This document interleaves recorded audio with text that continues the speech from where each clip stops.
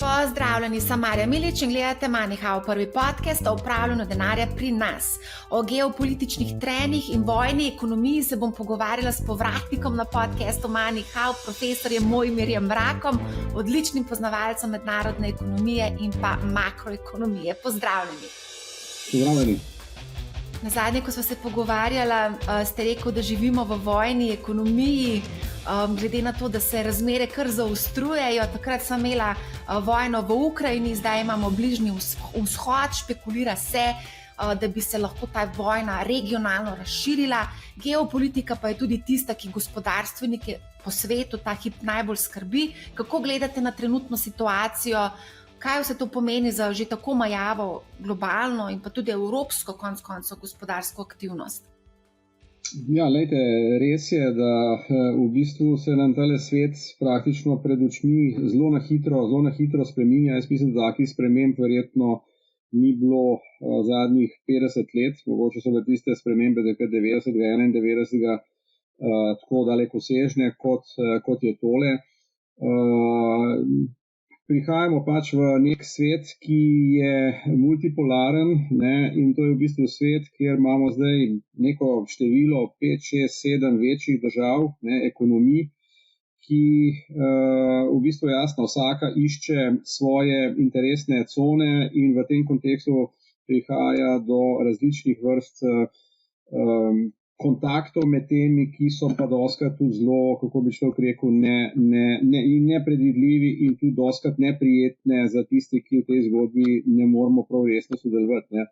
Zdaj, res je to, kar ste rekli, ne, danes kdorkoli se kaj govori o ekonomiji, govori o geopolitičnih tveganjih. Ne. Zanimivo je, če šli 2 let nazaj, o tem ni govoril nihče praktično, če šli pa 5 let nazaj, pa bi videli, da v bistvu politika ni bila prisotna če hočete, v upravljavskih strukturah, ker preprosto je svet, vsaj kar se politike tiče, deloval 30 let relativno stabilno in v tisti situaciji, če se spomnite, so šle firme na drug konec sveta, ne, če je bila cena tam za par centov nižja kot doma ali pa ki je bližje.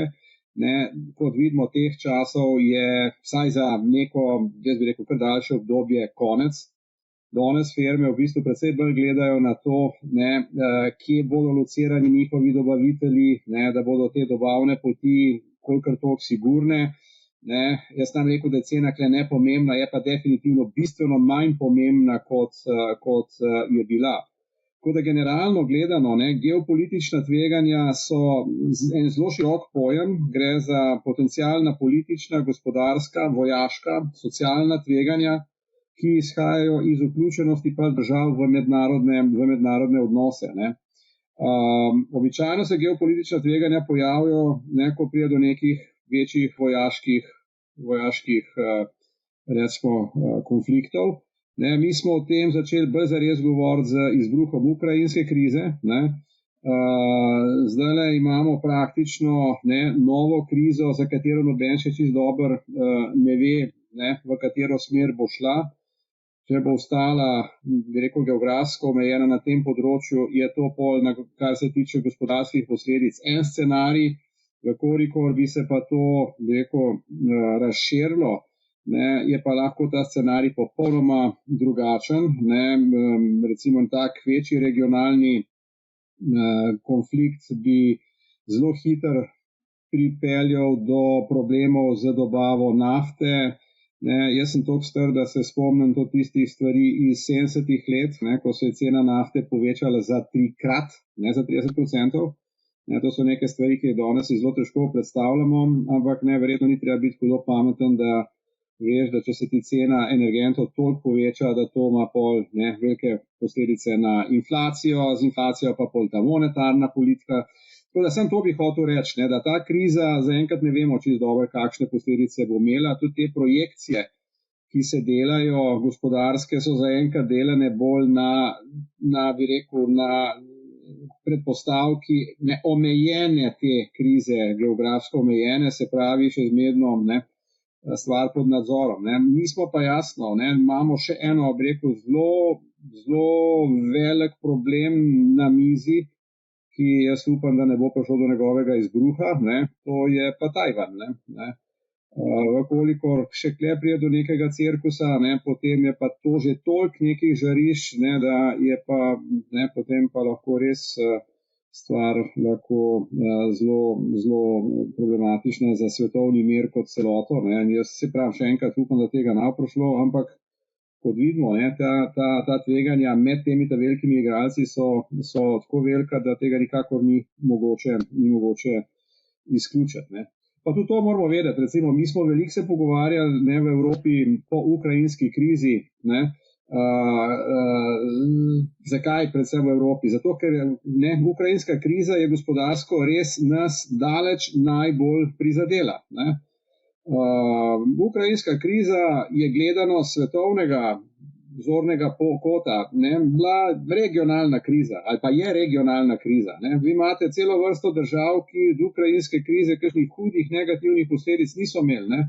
Če boste šli vi gledati, recimo latinsko-ameriške države so od ukrajinske krize imele čelo tako, da zelo banalno rečem, plus, ne, ker je prišlo do povečanja cen nafte, one so velike izvoznice hrane, ne, one so velike izvoznice hrane in jasno, na ta način so precej pridobile. Ne.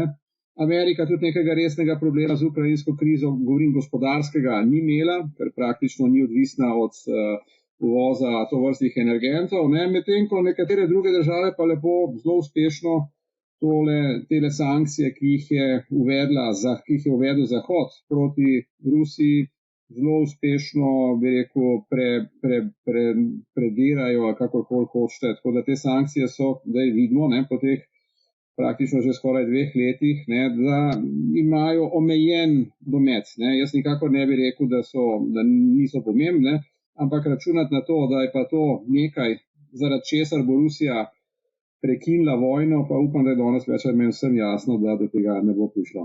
Ne pozabiti, ne, sankcije proti Rusiji je podprlo ali pa jih ima uvedene manj kot 50 držav. Ne. Na svetu imamo 200 držav, in to praktično kompletna Afrika ni uvedla sankcij, velik del Azije, ne govorim tle o Japonski, Avstraliji, ampak govorim recimo o državah ala Indija, ala Kitajska, ki praktično nobena BRIC država ni uvedla sankcij. Tako da sam to hočem reči, ne, da sankcije imajo omejen domet. Ne. Za Evropsko unijo pa jasno, Evropska unija se v tem svetu išče svojo pozicijo. Evropska unija nikoli ni bila faktor, če hočete, vojaške moči, ne. Žal se pa te geopolitične vele sile danes pogovarjajo precej skozi, da rečem to, ne, vojaško-politične elemente. Ne. In lejte, za mene recimo en tak indikator, ki se zelo jasno kaže, da Evropa ima klele problem, je že to, ne, da ta njen zunanji minister, ne, ali pa če hočete visoki predstavnik, ne, Borrell, ne, na sestanku na Kitajskem, ne, začne Kitajce prepričevati, ne, veste kaj, pa mi smo geopolitična sila. Ne? To, da ti greš nekoga prepričvati, da si geopolitična sila, je že jasen znak, da imaš sam problem s tem, da nisi čisto siguren, če si, ne? In iščeš neko potruditev na drugi strani, kar ni ravno, kako bi človek rekel, hudo verodostojno. Ne? In to pri Kitajcih. A lahko mogoče zdaj tukaj, imamo žarišče v Ukrajini, Bližnji vzhod, omenil ste Tajvan, tudi Biden je Tajvanu že ponudil pomoč na tleh oziroma boots on the ground, ne. So zelo involvirani Američani v vse te konflikte, ne. Koliko je tukaj še prostora? Naslednje leto so v Ameriki volitve, ne vemo, kaj se bo zgodilo, tako da je kar nekaj zadev tukaj pri Američanih, ne?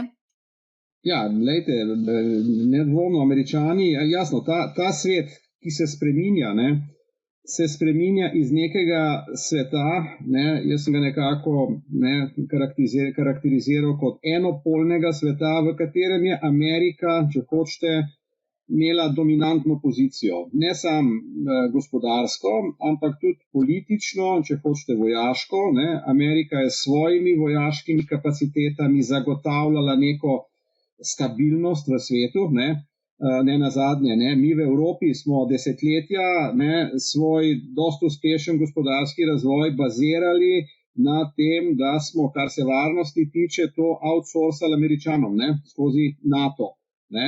In če se spomnite, že v času, ko je bil Trump da rečem tako, predsednik Združenih držav Amerike, se je zelo jasno kazalo, da je te zgodbe konec ali pa da se končuje.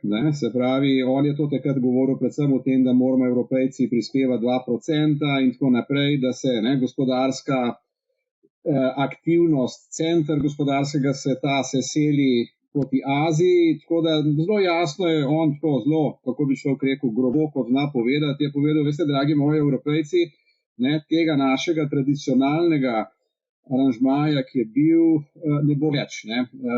Zdaj, vi ste zdaj rekli, kaj po naslednjih volitvah.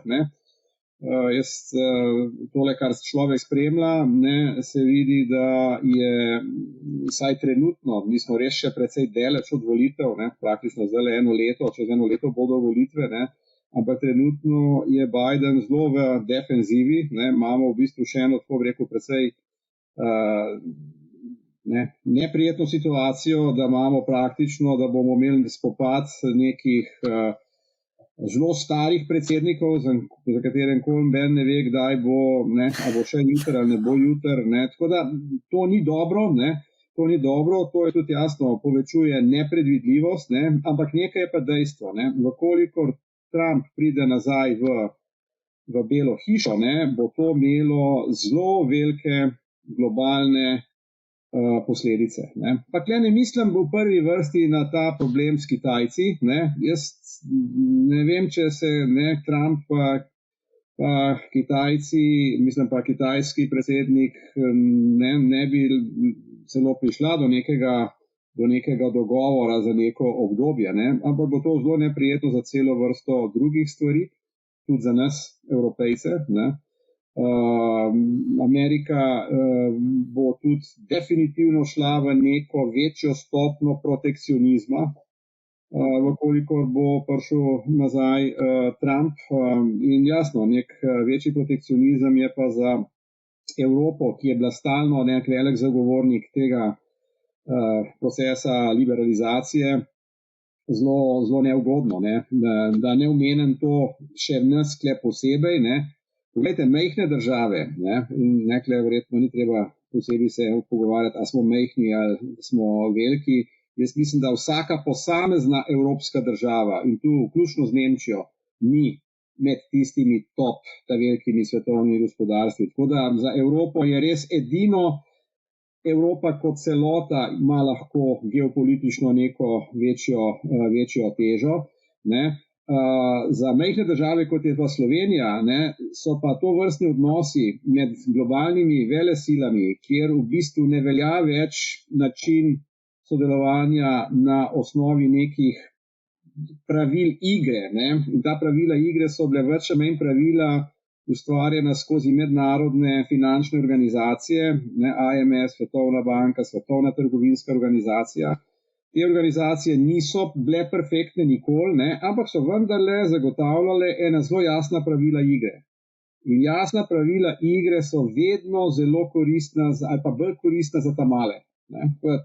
Ta obdobje, čas, desetletij globalizacije, to je bilo sigurno obdobje, ki je bilo tudi izrazito primerno za majhne ekonomije, tudi za nas v Sloveniji. Ko pa enkrat jasno se ta sistem zdaj menja in gremo v sistem te, če hoče, konfrontacije med ta velikimi, gre pa dosti bolj za namesto nekih pravil, nekih odnosov na osnovi pravil, gre za neke odnose na osnovi moči. In jasno, v takšnem svetu, ki bazira na odnosih moči, je pa vloga nas ta malih relativno zanemarljiva. Tako da poznate tisti pregovor, da kjer se sloni tepejo, pol trava raste prav zelo zeleno. In nekaj takega se danes dogaja in zdaj za nas, po Slovenijo, je v tem kontekstu dobro funkcionirajoča Evropska unija dejansko stvar preživetja na kolikor toliko dobrem nivoju. Potem imamo pa še mi naše notranje politične zdrahe, ampak pustva zdaj to ne. Mogoče bi pa vsem tukaj vezano na ZDA omenila, da fiskalna moč ZDA ob naraščanju proračunskega primanjkljaja se poslabšuje. Tukaj smo videli, bonitetne agencije so odvzele najvišjo bonitetno oceno že sredi poletja, se mi zdi avgusta, trojni A, medtem ko je minuli prejšnji teden, je agencija Moody's tudi označila, v bistvu spremembe te označila kot negativne. Kako lahko gledamo na vse skupaj? Tudi konec koncev državne obveznice 10-letne ameriške so poskočile preko 5%. A si sploh Amerika lahko privošči trd pristanek? Poglejte, Amerika, dejansko gre za velike spremembe, ampak ne pozabiti, ne. Zaenkrat je ameriški dolar še vedno, lahko bi kar rekel, dominantna svetovna valuta, ne.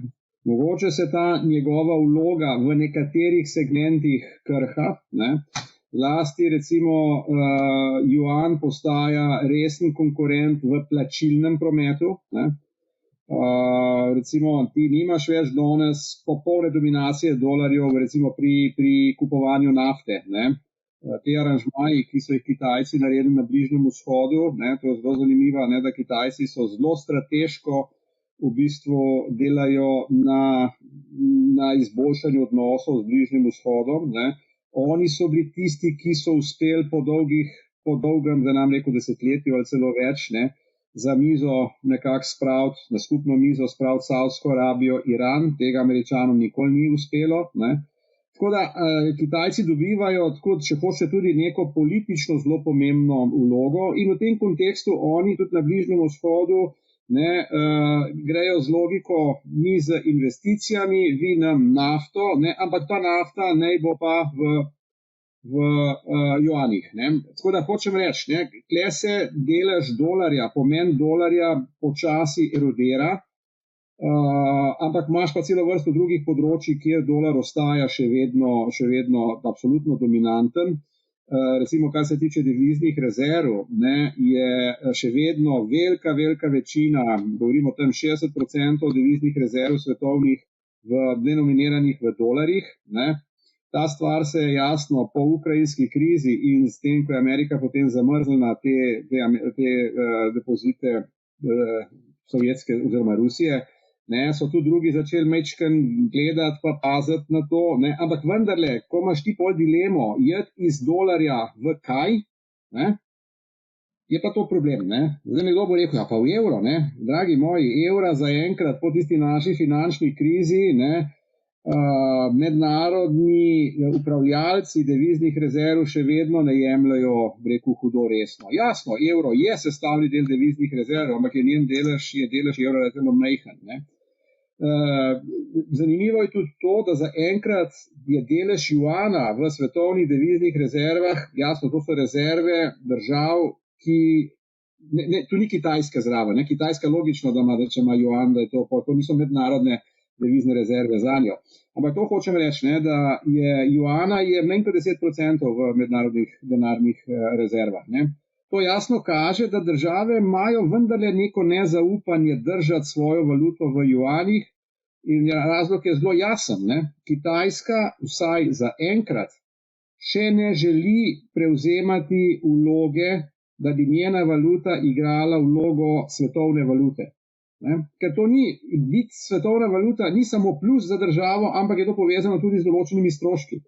Ne? Ena od takih stvari je, da ta valuta mora biti polno konvertibilna. Ne? Jasno, Kitajci juana niso in ga verjetno še čas ne bodo naredili polno konvertibilnega, ker bi se znalo zgoditi, da bi kar velik denarja z Kitajske spokalo ven. Ne? Tako da, sem to vam hočem reči, ne, da dolar je še vedno dominantna valuta. Jaz mislim, se ta vloga se bo erodirala skozi čas, ampak ne zelo na hitro. Ne. In jasno, dokler je ta situacija taka, je dolar še vedno najbolj zaželena valuta v svetu, ko prihaja do zadolževanja. Ne. Če pogledate države v razvoju, velika večina zadolževanja teh držav je denominiranih v dolarjih. Ne.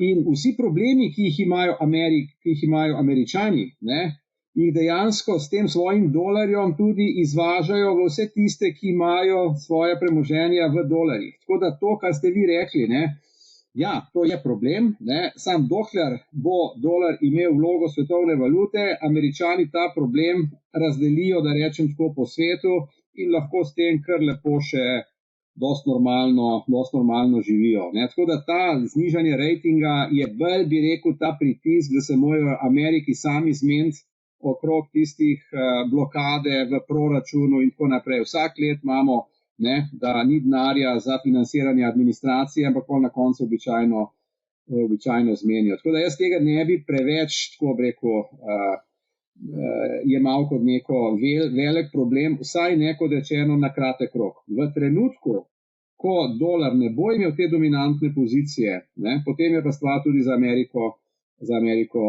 drugačna. Ne pozabiti še ene stvari. Ne. Kitajci imajo približno 3000 milijard dolarjev deviznih rezerv. A veste, v kateri valuti so? Ne? Preko 80% tega je v dolarjih. Ja.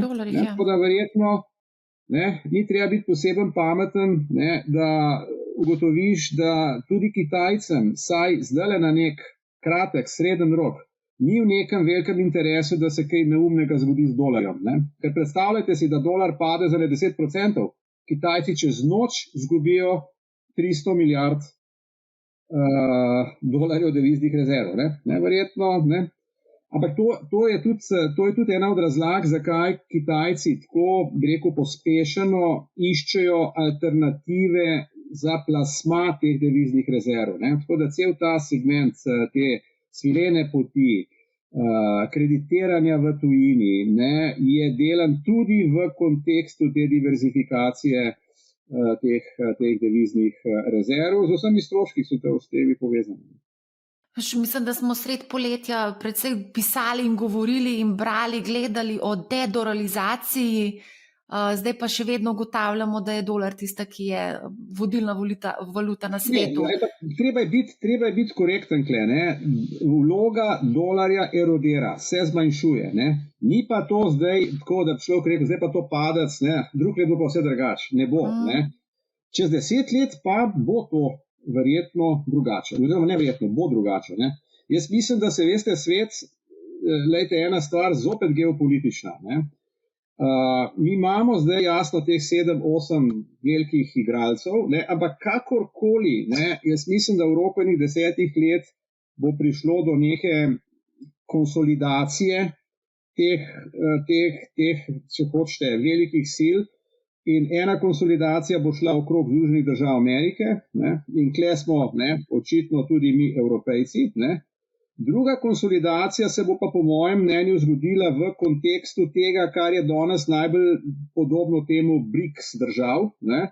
Če se spomnite, BRICS države so nastale 20 let nazaj, ne na kakšen zelo hudo organiziran način, ampak edina skupna točka takrat je bila proti Zahodu, proti Ameriki, če hoče, neko protivtež imeti.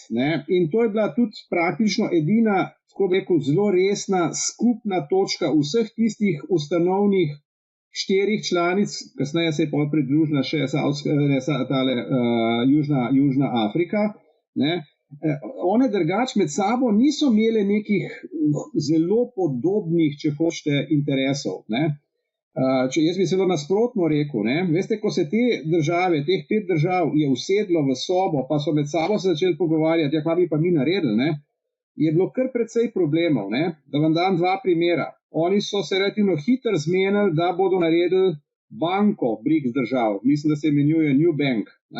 Ampak pa se niso mogli zmeniti pa v ničemer, niti kdo bo to vodil, niti kako bo to šlo, koliko bo to denarja. Ta banka sicer je danes, ampak ni kaj hudo pomembna, zato ker med sabo se niso mogli točno zmeniti. Zdaj prihajam na to, kar je danes pomembno. V tem BRICS, v teh državah, to so bile, se pravi, Brazilija, Indija, Kitajska, Rusija in Južna Afrika, v okviru teh držav so bili interesi tudi geopolitično različni. Kitajci so vsaj v zadnjih 10 letih vztrajno skušali dobiti neko, če hočete, prioritetno mesto med BRICS državami, postati nek vodja BRICS držav. To jasno, saj Indiji nikakor ni bilo sprejemljivo. Ampak poglejte, zdaj je prišlo pa v letošnjem letu, po mojem mnenju, do dramatične spremembe kle. Na tem vrhu BRICS-a ki je bilo zdaj v Južni Afriki pred že mesec ali 2 meseca nazaj, je bilo na mizi, ali naj bi se ta skupina razširila ali ne. Kdo je bil najbolj za to, da se skupina širi? Kitajci, In Kitajci so v končni fazi potem tudi uspeli, ampak če si pogledate, kdo je zdaj novi član te razširjene BRICS skupine, mislim, da jih je zdaj 11. Noter so Saudska Arabija, noter so Iran, ne pozabiti to, kar smo se prej pogovarjali, Kitajska je v bistvu dosegla, da sta se te dve državi vsaj začasno pomirili. Tako da ta razširjeni BRICS je danes BRICS, kjer ima Kitajska večjo vlogo kot ostali. Dejansko. Rusija zdaj je kakorkoli v eni defenzivi zaradi tele vojne.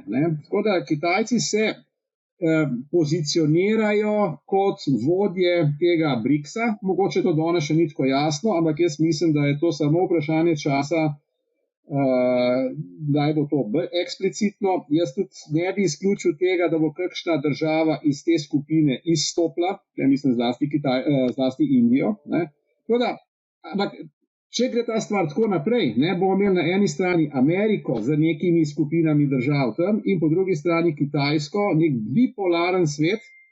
In jaz mislim, da bo v tem kontekstu tudi bipolarno imel zelo močne vplive na svetovno gospodarstvo. Že če se danes pogovarjaš z tistimi našimi direktorji firm, ki delajo res globalno, pa ne tisti, ki delajo v evroconi, pa ne me narobe razumeti, da to zdaj kakorkoli podcenjujem. Ampak če ti danes funkcioniraš več ali manj v evroconi, si zaenkrat saj teh geopolitičnih tveganj mečken zaščiten. Če pa ti delaš na gospodarskem področju v celoti, ti bojo pa že kar nekateri povedali, veste, s čim se srečujemo? Srečujemo se s tem, da vkolikor hočem jaz sodelovati s to državo, s tem polom, če hočete, dejansko mi to onemogoča, da bom sodeloval z drugim polom. To je pa jasno, zelo neprijetno, ampak ne moreš sedeti na 2 stolčkih. Svetovna realnost. Na 2 stolčkih pa ne gre sedeti, ne moreš sedeti. Na 2 stolčkih te pa po mojem ne bodo pustili sedeti. In se jih mogo opredeliti. Zdaj, ko ste to razlagali, ste se spomnili na Srbijo. Ja. Ker oni hoče biti povsod pomalj, ne teč ne maš. To je točno to. Ja, mogoče sem še to lahko omenila, da Joe Biden pa Xi Jinping se srečata 15. novembra, epizoda izide pa ravno 16. novembra. So tukaj kakšno pričakovanja? Mislite, da se bo kaj dramatičnega zgodilo? Dajte, jaz mislim, da bo velik plus že to, če se boste res srečala. Pričakovati pa neke velike spremembe oziroma neke velike dogovore, mislim, da je bilo popolnoma nerealno. Tudi to, kar človek čita, so pričakovanja zelo, kako bi človek rekel, spuščena na nek nizek nivo. Jaz bi rekel, da je to bolj, če bi človek mogel z enim stavkom, po mojem ponazoriti, kaj bo cilj tega srečanja, je nekakšen damage control. Se pravi, probati kontrolirati neko škodo. Se pravi, da ne bi prišlo do kakšne kako bi človek rekel, nepredvidene neumnosti, ki se jasno lahko zgodi, če tiste ladje tam plujejo ob tajvanski obali, lahko zelo hitro pride do kakšne stvari, ki mogoče tudi ne bi bila takrat, kako bi človek rekel, namenoma narejena. Lahko pride čisto preprosto do konflikta. Če so te vojske tako blizu ena druge, lahko pride zelo hitro do. In jasno, čim pa do ne take stvari pride, je pa pol tako stvar zelo težko kontrolirati. Tako da jaz mislim, da po tem, kar pač sem spremljal, so nekako tri glavne točke, nekako se predpostavljajo, da bo govora o njih. Eno je protekcionizem, se pravi, kje imata obe strani interese. Kitajci si zelo želijo, da bi ta področje umetne inteligence, da bi ta stvar tekla nekako tok naprej, Američani to skušajo bremzati in tako naprej. Tako da eno je to področje. Drugo področje je jasno, diskusija bo o Tajvanu, ampak le jaz mislim, da bo ta diskusija bolj v tem smislu, kako se izogniti kakšnim nepredvideni neumnosti, da rečem to. Ne? In jasno, odpreti te komunikacijske kanale, zlasti v teh vojaških strukturah, ki so danes prekinjeni. Ti so bili prekinjeni takrat, če se spomnite tistega balona, ki je šel čez Ameriko, kitajskega, ki so ga pol Američani sestrelili, in od takrat so v bistvu ti kontakti popolnoma zamrznjeni. In v takšni situaciji, ko ti nimaš komunikacije, jasno, dosti bolj hitro lahko pride do kakšne neumnosti. To, da sestanek ne bo imel neke zelo velike, kako bi rekel, da ni pričakovati od njega zelo velik, je že to, da se to dogaja ob robu neke regionalnega sestanka, na katerega pač oba prijeta in kot pravim, dobro je, da se srečata. Bilateralno, tudi kot razumem, naj ne bi bilo nikakršne skupne izjave, že to je neko sporočilo, ki je povedno za tiste, ki te stvari spremljajo ali pa spremljamo. Tako da en kup takih, bi rekel, manjših sporočil je, ki sestanek bo, ampak ne pričakovati od tega kaj zelo zares. Mislim, zelo zares. Ja. Greva mogoče se nazaj preseliti v Evropo. Ohlajanje nemškega gospodarstva čutijo že v bistvu številna slovenska podjetja. Nekaterim so upadla naročila za več kot 10%, nekatera podjetja so že prisiljena v iskanje trgov zunaj Evrope, nekateri se celo produktno preusmerjajo. Kako vidite nemško gospodarstvo? Zakaj so sploh zabredli v težave? Pogosto se je omenjalo Italijo pa Španijo za bolnike Evrope, zdaj se pa govori o Nemčiji, ne? Nemčija je v bistvu država, ki je bila že na začetku tega tisočletja, kar pomeni približno dobrih 20 let nazaj, se spomnim člankov v Economistu The Sick Man of Europe, se pravi nek bolnik Evrope. To je bilo v tistem času, ko smo mi se priključevali Evropski uniji. In takrat je v bistvu z tistimi znanimi Schröderjevimi strukturnimi reformami je potem Nemčija dejansko relativno hitro šla v nek koncept razvoja, ki je bil v tistem trenutku zelo ugoden. Je pa to koncept razvoja, ki je v bistvu temeljil na krepitvi predelovalne industrije. Nemčija je bila vedno močna kle. In ta predelovalna industrija, v tem kontekstu je jasno tudi avtomobilska industrija, zelo izvozno usmerjena. Nemčija je kot relativno veliko gospodarstvo zelo izvozno usmerjena. Zdaj, ko govorim izvozno usmerjena, govorim o deležu izvoza v bruto domačem proizvodu. To, da ima recimo ena Slovenija kot majhna država 70-80% izvoza v BDP-ju, je relativno, ni nenavadno. To, da je imela pa Nemčija čez 40% svojega BDP-ja v izvozu, je pa za tako veliko gospodarstvo zelo izvozno orientirana. To je ena stvar. Druga stvar, ta industrija je bazirala na poceni energiji z vzhoda. To sta bila dva inputa in jasno tudi na poceni delovni sili, ki jo je pač Nemčija bila v stanju dobivati predvsem iz vzhodne Evrope v tistem času. To je bil model razvoja, ki je pač Nemčiji dosti dobro služil. Nemčija je imela tradicionalno pol velike tudi suficite v tekočem delu plačilne bilance, ampak ta stvar se je dramatično spremenila z izbruhom ukrajinske vojne.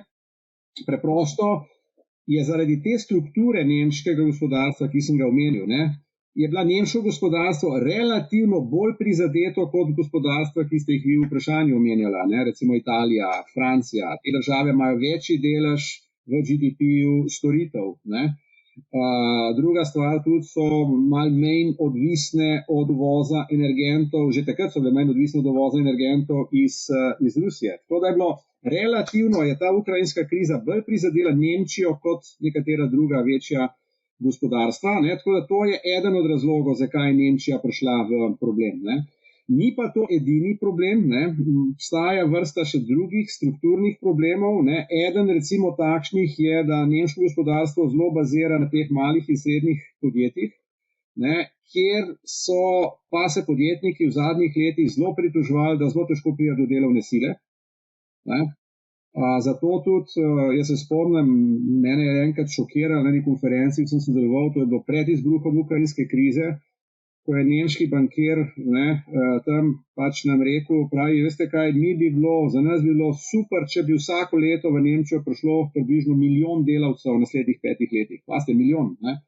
Ne, prav sam super bi bilo, če bi ti delavci, te ljudje iz centralne in vzhodne Evrope, ne. To je bilo po migrantski krizi, ampak takrat, ne, se pravi, zakaj je to rekel? Ne? To jasno kaže, da Nemčija potrebuje svežo delovno silo, ampak jasno, bolj bi bila ta delovna sila iz tega našega dela sveta, zato ker je znano, da se ta delovna sila zelo hitro asimilira. Ne? Asimilira in začne zelo hitro biti, kako bi človek rekel, neto kontributor k nemškemu, če hočete, industrijskemu stroju. Ne. To ni enako z temi imigranti, ki so prihajali iz teh držav, odkoder se je ta migrantska kriza generirala. Tako da, en problem, ki ga imajo ta podjetja, je pomanjkanje delovne sile. Druga stvar, kjer imajo velik problem, ne, in jamrajo, je, da je veliko birokracije. Ne. In pa tretja stvar, ne, to je recimo zelo zanimivo, ne, zlasti glede na finančno pozicijo, nemška infrastruktura, ne, zlasti ta segment IT-ja in tako naprej, je relativno slabši, kot je v celi vrsti drugih držav in slabši, kot bi lahko bil glede na finančno moč, ki jo ima Nemčija. Ne. Jaz se spomnim, v času finančne krize je Nemčija imela vedno velike presežke v tekočem delu plačilne bilance. Ne. To pomeni, da je bilo njihovo varčevanje vedno večje od investicij, ne, in zato so stalno Nemci dobivali sugestije od IMF-a, od inštitucij, ne, da bi morali prvič povečati potrošnjo in drugič povečati investicije. Ne. Pa tega niso naredili. Ne. In zdaj jasno, zdaj se jim to majčkeno otepa, ne. Je pa treba biti tukaj korekten. Ne. Nemčija je finančno toliko močna, tudi jaz mislim toliko pragmatična, oni tudi zdaj s temi stvarmi, ki zdaj počnejo, bojo te probleme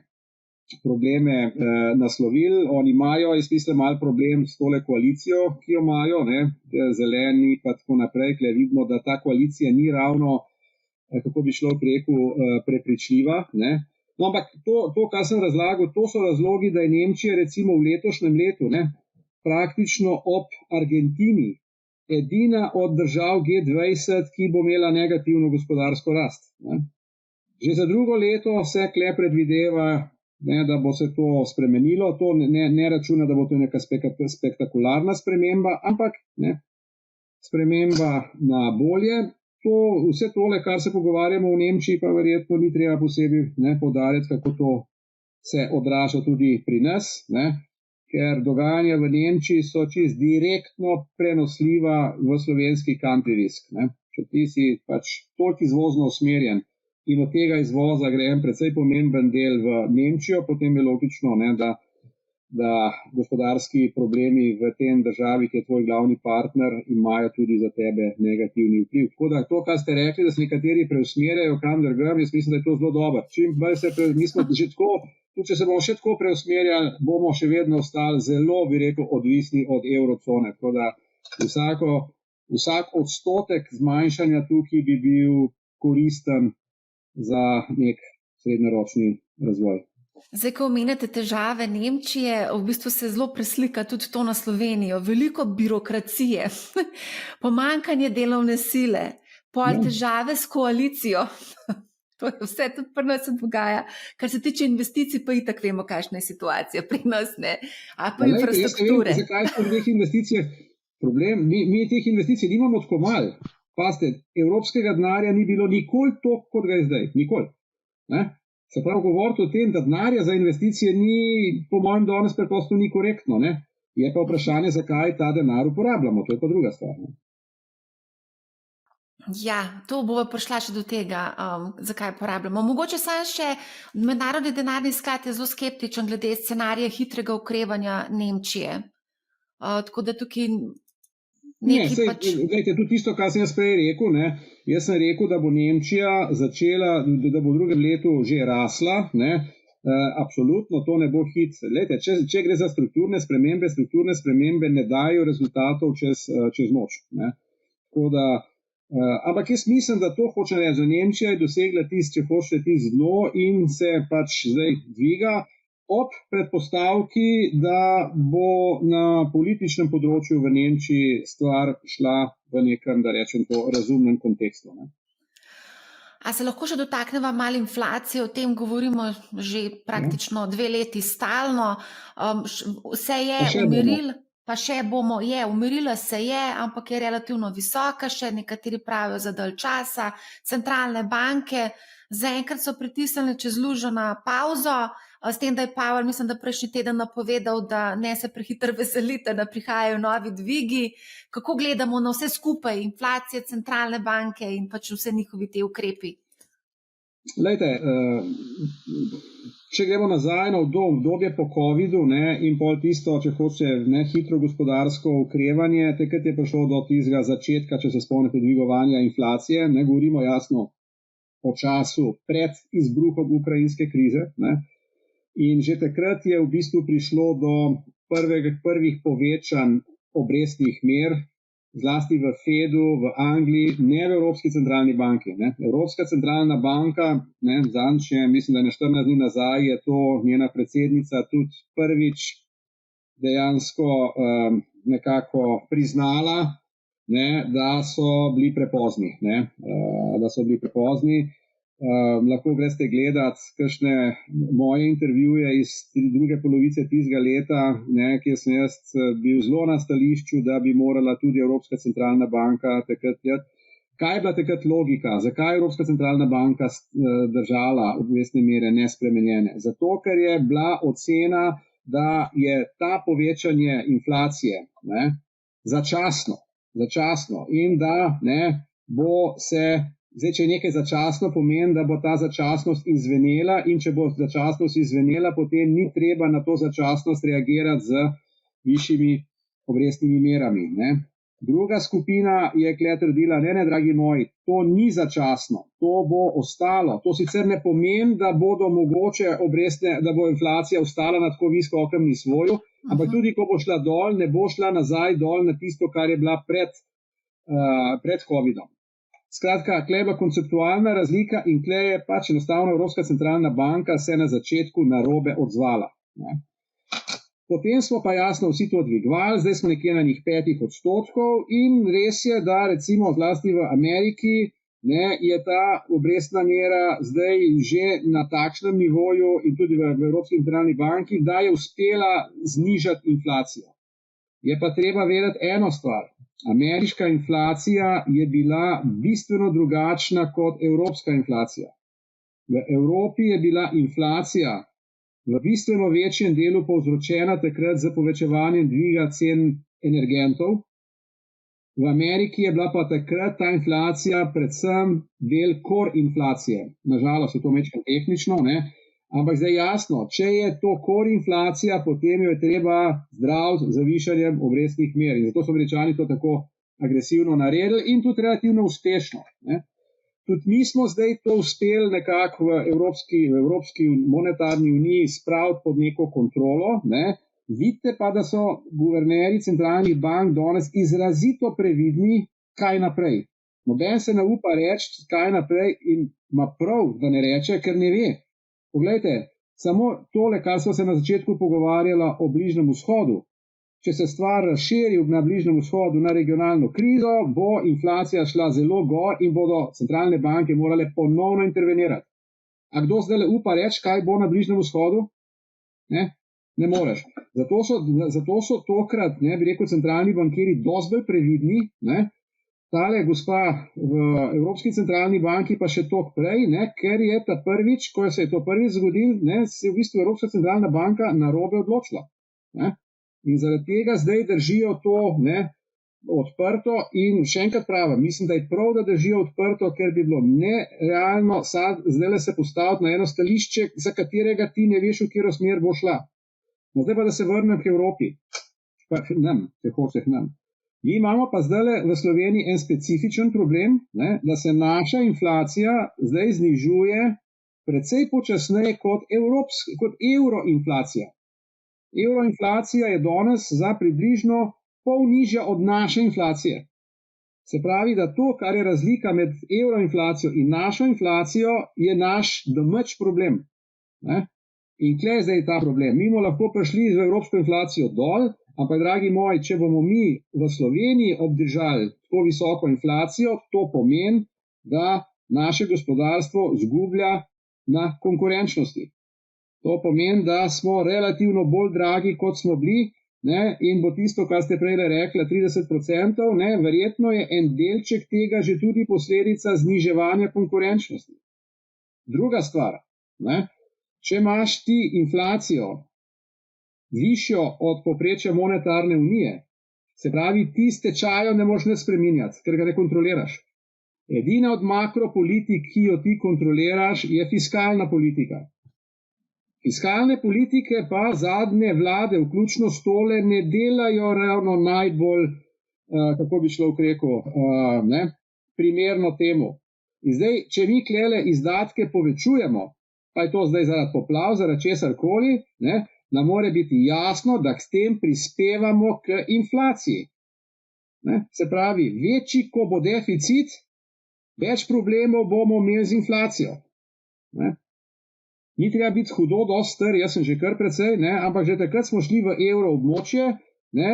Je to, da smo takrat znižali inflacijo na nivo, ki je bil potreben za vstop. Zato je bila potrebna izrazito dobra koordinacija monetarne in fiskalne politike. Danes jaz tega ne vidim. Ne? Danes je tako malo.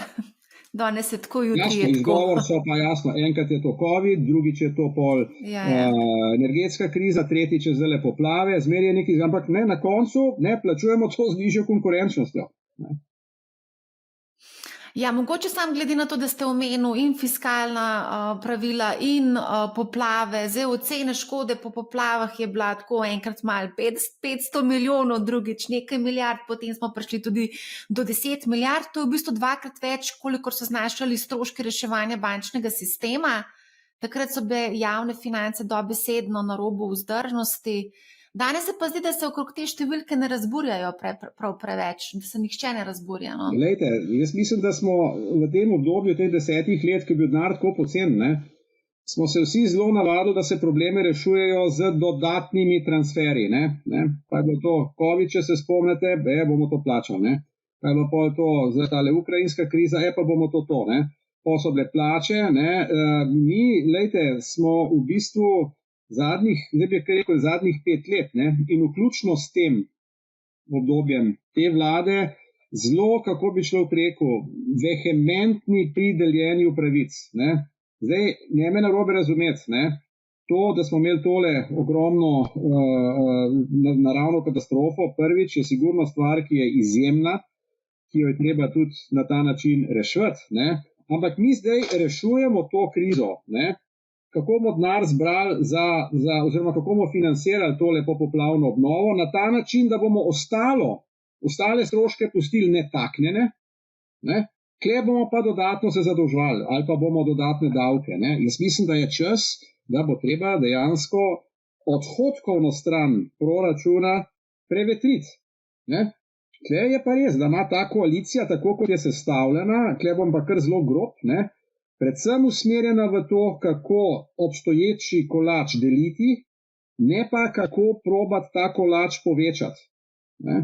To se vidi, lejte, ne? Za mene je ta vlada dosti bolj blizu sindikatom kot gospodarstvu. Ne? To ni v redu. To po mojem ni v redu. Ne? In jasno, rezultat tega je pač to, o čemer se pač pogovarjava. Ne, jaz mislim, da bi se tudi to, kar ste rekli okrog teh poplav, kle obstaja pa v principu konceptualno dva pristopa. Ne? Jaz to zato govorim, ker sem to tudi povedal tistim, ki o tem odločajo. Ne? En pristop je, da ti rečeš, veste kaj, mi bomo zdaj letale škoda je takšna, kot je, ne? Zdaj jaz nam šel v tole številko, ne? Ampak mi bomo zdaj to škodo sanirali v 5 letih. Na to je naštelan tale zakon, ki je zdaj na mizi. Ne? Zdaj jasno, če hočeš ti stvar popolnoma urediti v 5 letih, potem se to ne da urediti na ta način, da boš na odhodkovni strani veliko naredil, ampak boš v bistvu ta denar, ki je potreben v 5 letih, zbral predvsem z novimi viri prihodkov, ne, piši davki. Ne. Noben pa tle ne vpraša, a je realno, da bomo mi to v 5 letih dejansko spravili nazaj, tudi če bi denarja bilo, kolikor ga je potrebno. Jaz mislim, da ne. Jaz mislim, da ne, da operativno to ni možno sanirati v 5 letih. Infrastruktura, mislim, da so večina teh stroškov infrastrukturnih, mi teh infrastrukturnih objektov nazaj postaviti v 5 letih preprosto ne moremo zaradi fizičnih kapacitet. Mi imamo ljudi, mi imamo, bi rekel, operative, ne? In zdaj bomo mi zbirali ta denar prehitro. Drug koncept bi pa bil, ne, da rečemo, ne, mi bomo to recimo počeli 10 let, ne, ampak pol jasno ne bi bilo potrebno tudi toliko zahteven biti na prihodkovni strani. Ne. Jasno, s tem, ko pa mi zdaj na prihodkovni strani zelo stiskamo, pa še dodatno pritiskamo na konkurenčnost naših gospodarstvenikov. Ne. Ampak jasno, ne, to je politično neprijetna stvar, je reči, ne, veste, mi bomo to sanirali v 10 letih. Ne. Ampak boste videli, na koncu bomo to sanirali v 10 letih. Zaradi tega, ker preprosto ni mogoče, jaz ne govorim tle o individualnih hišah, pa tako naprej, govorim predvsem o infrastrukturi in da smo si na jasnem. Velika večina te škode, o kateri se pogovarjamo, kjerkoli številka je škoda na infrastrukturi. Ne? Tako da, tle gre čisto za, če hočete, koncept, ne, celotne te obnove in od tega koncepta je odvisna pol tudi primerna finančna konstrukcija. Koncept finančne konstrukcije za obdobje 5 let je bistveno drugačen kot koncept finančne konstrukcije za 10 let. Ne? Sam, kar se mene tiče, je butasto delati koncept finančne konstrukcije na 5 let, če bo dejansko se stvar realizirala skozi 10 let. Ne? Je pa res, da mogoče to politično priznati ali pa povedati malo bolj zoprno, ampak. Ja, se podpora vladi dramatično pada, smo videli tudi danes objavljene podatke v Delu. Ampak dajva mogoče sam pogledati, če dolg sektorja države konec leta znašal 41,2 milijarde evrov, torej 72% BDP-ja, nič ne kaže, da bi se to zmanjšalo v naslednjih letih, ravno nasprotno, potem imamo cel kup drugih problemov, o katerim se danes sploh ne pogovarjamo, reformo zdravstva, reforme pokojninskega sistema, skratka, kakšna je tukaj situacija? Ne izgleda najbolj rožnato, a ne? Ja, lejte, Slovenija je bila vedno relativno počasna pri strukturnih spremembah. Ne? To je treba biti korekten. Ne? Mi smo delali strukturne spremembe takrat, ker nam je voda tekla v grlu. Ne? Če se spomnite, takrat po letu 2013, ko smo bili praktično na bankrotu, pa smo mogli narediti nekatere res malce zares reze. Ne? Drugače pa politiki to vrstnih reform pač ne marajo, se jaz to razumem. Ne? Tisti, ki bo šel v reformo, ne, bo običajno pol neko resno reformo bo lahko plačal ceno na naslednjih volitvah. Ne? Ampak zdaj pa situacija je drugačna. Ne? Je drugačna. Govorim jasno za čas, ko je ta vlada prihajala da rečem tako, ne? Pred volitvami. Takrat se spomnite, je Slovenija delala tudi neki nacionalni program za obnovo in odpornost, ne? Katerega sestavni del so tudi bile reforme. Ne? Se pravi, zdaj koriščenje teh EU denarjev, vi ste rekli, ni investicij. Ne? Še enkrat bom rekel, EU denarja je zelo veliko na razpolago, ne? Ampak ga je treba pač počrpati. Ampak za črpanje tega denarja je treba narediti reforme, na katere smo se s tistim dokumentom tudi obvezali. Toda to je zdaj ena stvar. Ne?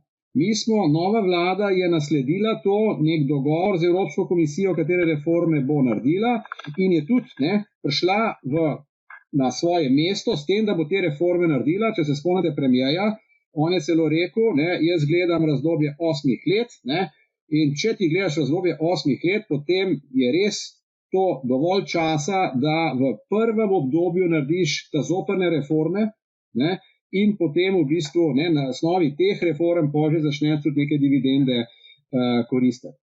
Zdaj, jasno, zgodilo se je pa pač to, da ta vlada, kakršna je, očitno je, spomnite se začetka leta, Golob pravi, to je leto reform, ne. En mesec kasneje ali 2 meseca kasneje je dal že on z mize davčno reformo. Ne. Pol je bilo s plačno reformo, ki je mimogrede nujna, se je tudi za eno ministrico, drugo ministrico, zdaj tudi ni več te ministrice, ništa. Ne. Zdravstvena reforma podobno. Lejte, očitno je, da vlada ima tle tudi nek operativni problem z operativnostjo, mislim. Ne. Očitno ga ima. Tudi tole, jaz moram reči, tole, kar je predsednik zdaj vidim, da to spet ni res, najavo zmanjšanje ministrstev, za kar je šel pred manj kot enim letom na referendum, da jih rabi toliko več, se neverodostojno je, ljudje pač preprosto temu ne verjamejo in jaz se bojim, da je ta naboj reform, predvsej zbledel, so pa nujne, ker, dragi moji, mi bomo plačali, ko bomo prišli nazaj v fiskalna pravila. To je še vedno, kar se tiče javnih financ, divji zahod. Mene so enkrat obtožili, da kaj govorimo o divji zahodu, ampak to je to, zdaj ni pravil, zdaj lahko se zadolžujemo, kar je formalno res, ampak enkrat bomo plačali ceno za to. Ampak te omejitve ne bi začele za naslednjim letom veljati. Vsaj tako nas konstantno spominja Klemen Boštjančič, minister za finance. Ja. To je res, da zdaj, lejte tako, da ne bi bilo kakšnega nesporazuma. Jaz mislim, da leta takrat, ko je prišlo do izbruha COVID krize, jaz mislim, da je bilo absolutno pravilno, da so se dala fiskalna pravila na led. To je bila dejansko res katastrofa, ki je zadela kompletno Evropsko unijo, bila izjemna situacija, in to je, jaz mislim, bil res upravičljiv razlog, da se to naredi. Žal smo zelo vlekli s tem, da te pravila ponovno damo da rečem tako, uveljavimo. To se je odlagalo, zdaj je končno, da drugo leto, zdaj pa ne bo več odlaganja. Jaz res upam, da ga ne bo več. Je pa kle en problem nastal v tem času, da tista pravila, ki so bila zamrznjena, jih danes ne moremo več nazaj vzpostaviti, oziroma tako bom rekel, lahko jih nazaj vzpostavimo, ampak če jih bomo nazaj vzpostavili, bomo že zdaj vedeli, da ni realno, da jih bomo spoštovali. Se pravi, bomo neverodostojni. Lejte, da ne bo nekdo mislil, da govorim kar nekaj na pamet. Lejte, v obstoječih pravilih imamo mi dogovorjeno, da država, ki ima javni dolg večji od 60%, bo zmanjšala vsako leto svoj javni dolg za 1/20 tistega, kar je nad 60%. In zdaj, lejte, če si ti recimo država, ki ima javni dolg 70%, potem 1/20 teh 10% točk je nekaj, kar je možno narediti. Ampak če pa neka država v tem obdobju, zdaj po COVID-u, dolg povečala, na pamet bom rekel, iz 70 na 90%, je tisto, kar je bilo takrat doable, je danes popolnoma nemogoče. In zdaj jasno, če hočeš ti biti kredibilen, verodostojen, potem je bilo logično, da so se države zmenile, da je treba ta pravila, preden se nazaj uveljavljajo, spremenijo. In zdaj do tega dogovora o teh spremenjenih pravilih zaenkrat še ni prišlo. Jaz moram reči, da vendarle mislim, da bo tle do tega dogovora prišlo. Ker drugače pa jaz mislim, da bojo pa trgi začeli reagirati in bomo imeli spet vodo do grla pa sprejemali nekaj na hiter. In druga stvar, se pravi, da bodo pravila nova, jaz mislim, da so ta pravila, saj so pripravljena, ne gre zdaj za detajle okrog tega, ali bojo sprejeta ali ne, jaz mislim, da so ta pravila vsebinsko boljša, kot so bila prejšnja, niso pa perfektna, mene tam tudi nekaj stvari motijo, pa dobro, pač ne more biti perfektno, zlasti me moti to, da ostaja zelo velika diskrecija Evropske komisije pri določanju teh country specific objectives. Tukaj je lahko mal problem med majhnimi pa ta velikimi državami, ampak ok, recimo to je kakorkoli to boljše kot tisto, kar je bilo. Mislim pa, da bo leto 2024, čeprav bodo pravila formalno veljala, nekakšno prehodno leto. Nerealno je, da bodo države s 1. januarjem pa začele popolnoma to spoštovati, ker je preprosto bo treba narediti nek prehod. Jaz mislim, da naši bojo tudi verjetno malo iskali neke, če hočete, specifičnosti glede na tole avgustovske poplave. Tako da jaz bi tako rekel, drugo leto bo nekje še vmes, nekje še, ali pa bolj neka fleksibilna interpretacija pravil.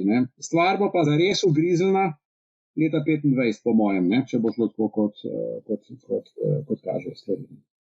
A se lahko mogoče za konec samo dotaknemo še tole bančno zgodbo? V začetku leta smo imeli bančno krizo, pa propadale so neke regionalne banke v Ameriki, potem smo imeli kolaps Credit Suisse. Skratka, potem zdaj danes beremo o res bajnih dobičkih bank nekaterih.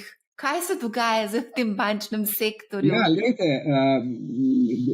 tako bi rekel, pod črto bi človek rekel, da je razlog za vse te stvari, ste jih tukaj navedla, to, da je začelo 2 leti nazaj, to smo se že pogovarjala, po 10 letih denarja, ki je bil zastonj za banke, začelo prihajati do tega, da je obrestna mera centralnih bank šla gor, in da se pač to začenja poznati v bilancah bank. Zdaj jasno, to povečevanje obrestnih mer centralnih bank je imelo zelo različne vplive na različne tipe bank. Zdaj, ker je kontradiktorno to, kar vi ste rekla, eni so propadli, drugi imajo pa rekordne dobičke. Tako da, ja, oboje je res. Tisto, kar ste omenila najprej za tiste srednje velike ameriške banke, je bil razlog predvsem v tem, da so bile takrat soočene, oziroma tako bom rekel, one so imele ogromno depozitov, zlasti to je bila tista banka v Silicijski dolini, oni so ogromne depozite dobivali in v tistem času COVID-a jasno teh depozitov ni bilo kam dajati. Takrat ni bilo poslovnih možnosti, ker je ekonomija stala. Zato so te banke v bistvu takrat veliko tega denarja plasirale v obliki obveznic. Ampak pazite, te obveznice so pa v trenutku, ko so začele obrestne mere gor začele za te banke postajati breme.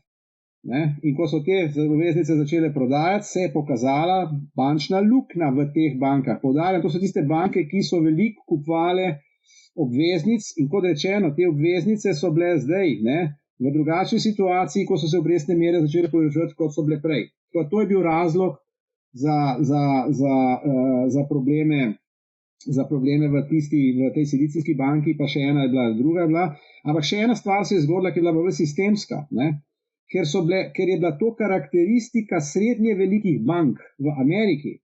So deponenti začeli na veliko jemati denar iz bank tega tipa in so jih dajali kam? V ta velike banke.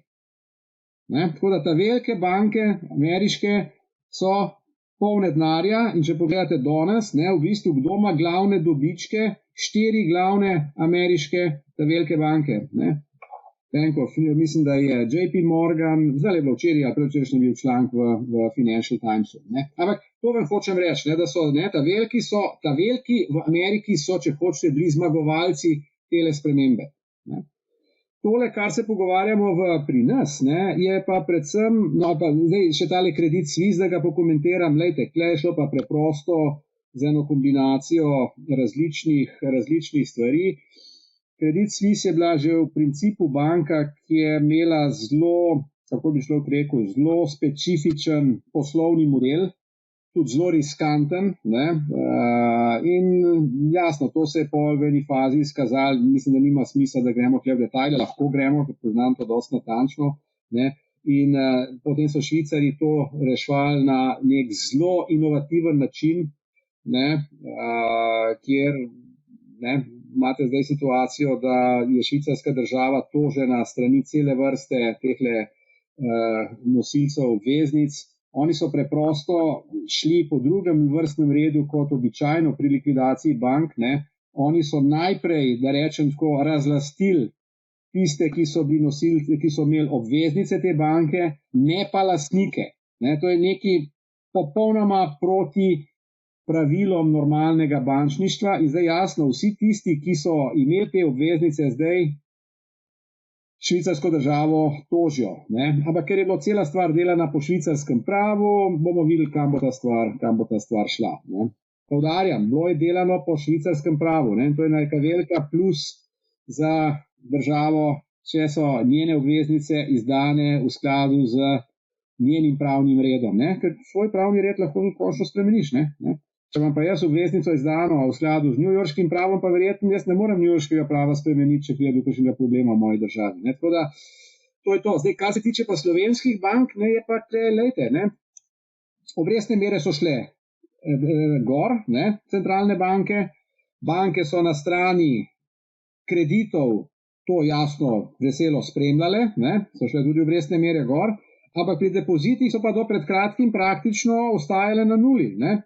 In zdaj jasno, če ti daš kredite po višji obrestni meri, ne, denar imaš pa še vedno zastonj, ne, pol je logično, da se ta razlika, ki ostaja tebi, ne, poveča. To se zdaj jasno pod tem pritiskom majčkeno zmanjšuje, zdaj so tudi banke začele, ne, dajati počasi te obresti za svoje depozite, ne, ampak kot rečeno, nabrala se je kar precej lepa vsota, tako da jaz vam moram reči, ne, jaz tlele ne čutim neke prav velike simpatije s temi velikimi bančnimi krediti in tudi ne vidim nekega prav velikega problema z tole obdavčitvijo, ki jo vlada predlaga. Ne, jasno, pod pogojem, da je to redno pregledovano. Kaj hočem s tem reči? Ne? Ta stvar, če ta zakon sprejet za 5 let, to ne pomeni, da bodo banke nujno 5 let ta profit oziroma ta davek plačevale, ker če pride do neke resne spremembe v ekonomskem okolju, ne, ki bo imela resen vpliv na banke, ne, potem bo treba to stvar pogledati. Ampak kolikor sem razumel, je bil ta del zakona pripravljen tudi v sodelovanju regulatorjev in so vgrajene, tiste varovalke, ki so za to pač potrebne. Če je to tako, jaz mislim, da ni nek prav velik problem. Ne? Ker, gledajte, mi imamo res eno po svoje noro situacijo. Ne? Če imajo banke velike profite, so zato predvsem one, da rečem tako, zaslužne. Ne? Če imajo pa izgube, ne? Jih rešujemo pa davkoplačevalci. Ne? Tako da, ne, to je mečken ta stvar, kot je pri teh švicarskih frankih, ne? Kar je meni tudi izrazito na živce. Ne? A si predstavljate, da bi to pri tem švicarskih franku, tole zdaj zadnja sodba, pa to, kar je bilo? Kaj bi se zgodilo, da bi šel recimo tečaj švicarskega franka v drugo smer, kot je šel takrat? In bi jasno ljudje imeli od tega velike pluse. Ma vsi bi rekli, evo, pa mi smo vedeli, kam bo trg šel. Ne? We beat the market. Ne? Zdaj, ki pa market šel v nasprotno smer, ne? Država pomagaj. Ne? Mislim, stvar mora iti v obe smeri na enak način. Ne? Pa bi mogli tudi profite posamezniki, ki bi od tega zaslužili v državi. Ne? Jasno, jaz vem, da je to malo nerealno, ampak ne, tako je tole, ne, vsaj kot ekonomist se mi zdi to nažalost neumnost. Ne? Zdaj, ko ste omenili švicarski frank, Vrhovno sodišče je ugodilo zahtevku na ničnost notarskega zapisa posojilne pogodbe v švicarskih frankih. Kot ekonomistu se mi to ne zdi v redu. Ne? Razen v primeru, če so zelo jasni dokazi, da so banke zavajale te, ki so te kredite najemali. Če so jih zavajale, to je druga situacija. Jaz mislim, da jih zavajale niso. Ne? Oni so jim dali na razpolago, ne? Ljudje so pa v bistvu kot Slovenci, kot smo doskrat, ne? Zelo takšni, kot smo. Ne? To je nižja obrestna mera, to je bolj pocen.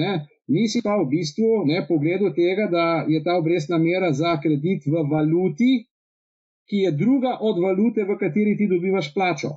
Dragi moji, čim greš ti v tak aranžma, imaš tečajno tveganje. Ne? Tečajno tveganje je pa palca z dvema koncoma. Ne? Na eni strani lahko ti profitiraš, na drugi strani lahko ti izgubiš. Sam kle, kot vidimo, ta palca ni imela dveh koncev, bi lahko privatni sektor samo dobil, ne more pa izgubiti, ker bo to pokrila država, oziroma banke. V tem primeru bodo... Še enkrat podajam, gledanost kot ekonomist je to ne samo, da je nelogično, to je tudi nezdravo. Ker pazite, pa bomo jutri imeli nekaj podobnega z obrestnimi merami, kaj boš obrestne mere gor, in kdo pol razliko plačeval? Država? Ista logika. Konec koncev, gospod profesor Mrak, ste tudi vi, mi, jaz, vsi mi, ki imamo denar na banki, smo prispevali verjetno k tem bajnim dobičkom. NLB konkretno je imel v tretjem četrtletju 144,2 milijona dobička po davkih. Veste, kaj je treba, gleda tudi ena stvar, nekaj tega dobička je tudi rezultat tiste enkratne situacije za Sberbanko. Tukaj je biti treba mečkan, ampak ja, se strinjam, A bova še medla tudi na sodišče? Hecam se. V glavnem, mislim, da sva več o manj obdelala vse, kar je bilo potrebno obdelati. Najlepša hvala za vaš čas. Debata je bila tako kot vedno zelo zanimiva in poučna, tako da iskrena hvala. Velja, veliko uspeha še naprej v tem vašem delu. Najlepša hvala, dragi gledalci in poslušalci, hvala, da ste bili z nami. Poslušajte Money How, ne bo vam žal in lep pozdrav.